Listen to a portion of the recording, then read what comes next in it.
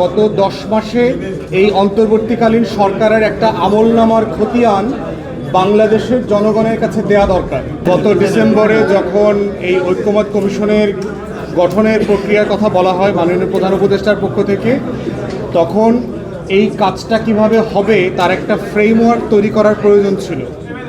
কারণ হচ্ছে যে ফ্রেমওয়ার্ক না থাকলে এই কমিশন আসলে কি অ্যাচিভ করতে চায়, কিভাবে অ্যাচিভ করবে এবং কোন ডেডলাইনের মধ্যে অ্যাচিভ করবে, এই স্বচ্ছতা এবং জবাবদিহিতাটা থাকে না।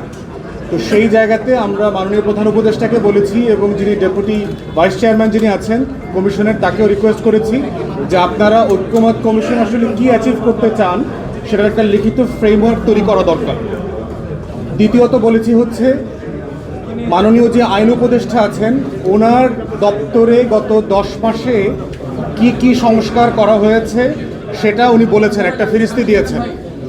তখন আমরা বলেছি এটাকে রেফারেন্স করে যে একইভাবে গত 10 মাসে এই অন্তর্বর্তীকালীন সরকারের একটা আমলনামার খতিয়ান বাংলাদেশের জনগণের কাছে দেয়া দরকার।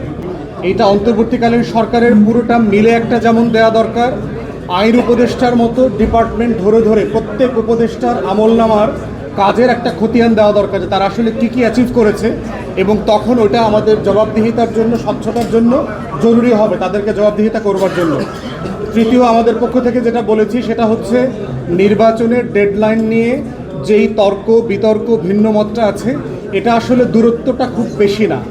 এখানে যতটুকু না সময়ের গ্যাপ আছে তার থেকে হচ্ছে মনস্তাত্ত্বিক দূরত্বটা একটু বেশি, এবং সেটা আমরা বিশ্বাস করি ডিসেম্বর থেকে জুনের ভিতরে যেই তারিখটাই হোক সেটা আলোচনা সাপেক্ষে সমন্বয় করে সবার সাথে পরামর্শ এবং ঐক্যমতের ভিত্তিতে একটা দিন তারিখে আসা সম্ভব বলে আমরা বিশ্বাস করি।